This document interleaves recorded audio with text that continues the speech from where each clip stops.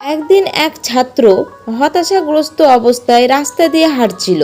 তখন সে তার গুরুর কাছে গেল এবং সে বলল, গুরুজি, আমার জীবন একেবারে বিশৃঙ্খল, কিছুই ঠিকঠাক হচ্ছে না, কি করব কিছুই বুঝতে পারছি না। গুরুজি তখন হেসে বললেন, আচ্ছা চলো এক কাপ চা বানাই। তিনি একটি কাপ নিয়ে গরম পানি ঢাললেন, তারপর চা পাতা দিলেন, কিন্তু চিনি দিতেই ভুলে গেলেন। ছাত্র বলল, গুরুজি, আপনি তো চিনি দেননি।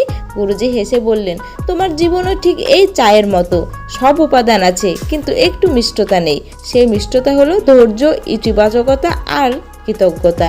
এটা না থাকলে জীবন কখনোই পরিপূর্ণ হয় না। ছাত্র অবাক হয়ে গেল আর জীবনের নতুন মানেই খুঁজে পেল। তাই প্রিয় ভাই ও বোনেরা, জীবন কঠিন হতেই পারে, কিন্তু তাতে নিজের চিন্তা আর মনোভাবের মিষ্টতা মিশিয়ে নিতে শেখো, তাহলে জীবন হবে উপভোগ্য। এরকম আরো নিত্য নতুন ভিডিও দেখতে চ্যানেলটি সাবস্ক্রাইব করে পাশে থাকবেন। আর যদি ভিডিওটি ভালো লাগে অবশ্যই একটি লাইক দিয়ে যাবেন।